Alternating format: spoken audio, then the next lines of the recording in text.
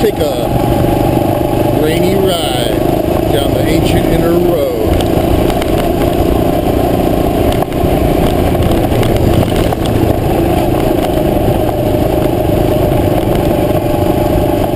The ancient inner road, as I told you guys before, was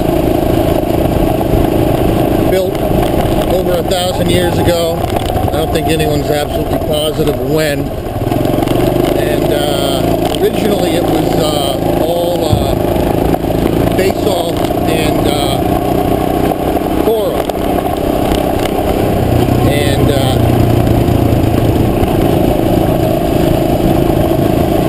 it was basalt and coral, and apparently it was made by a chief who wanted to connect the villages together.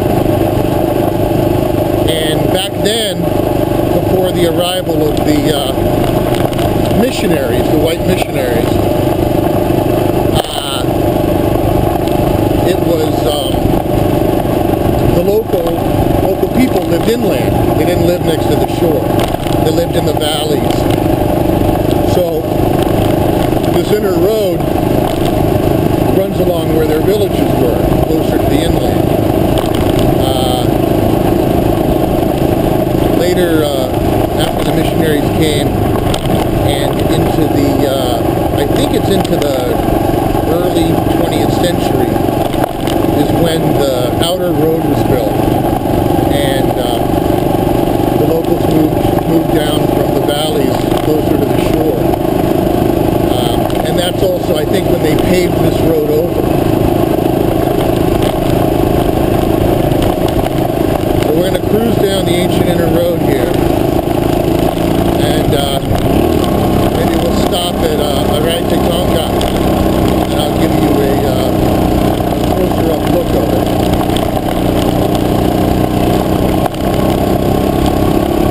Nice and quiet on this ancient inner road.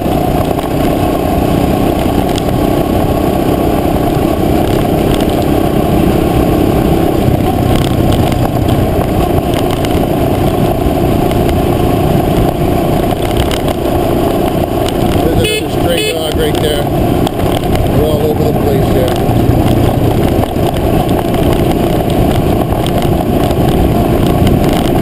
Some of them will run out and try to bite you. I just give them a boot to the face and they pretty much leave me alone. Sorry, I should say I give them a slip out of the face. Yeah. Shout out to my Hawaiian. I already miss you guys out there, but what can I do? Yeah, and Miss 808, I wish we could have had that one last ride. But you never know, maybe you'll come visit me. I'll cruise you around in the sidecar. Rarotonga.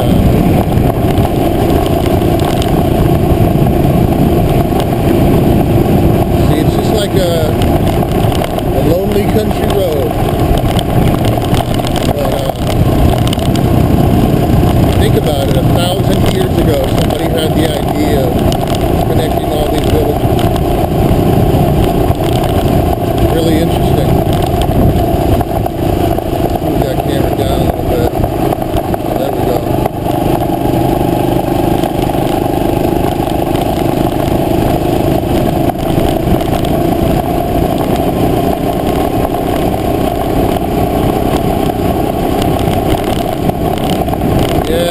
Thanks for the well wishes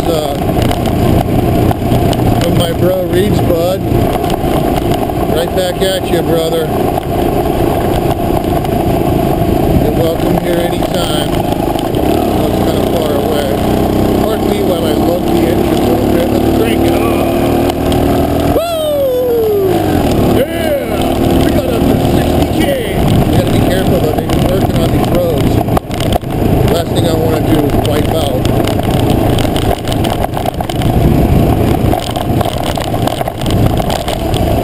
Whoa! Whoa! That just... I didn't tighten that down. Get a nice view of the sky there for a second. Alright. Anyways, we're coming up to Rarotonga, which is a marae, where they invested the chiefs. So we'll take a turn in right here. Let you guys get a good look at it this time. Welcome to Rarotonga, folks.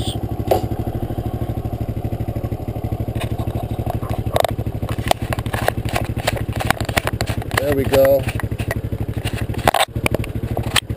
All in one smooth shot. What's up?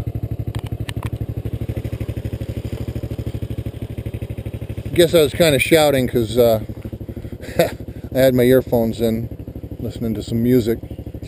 So I'll just read this to you so you know what it says. It says, Rarotonga, these stone structures were kutu, chiefly courts, were the political function of the investiture of an ariki, a chief. Ariki sounds like ali'i, doesn't it?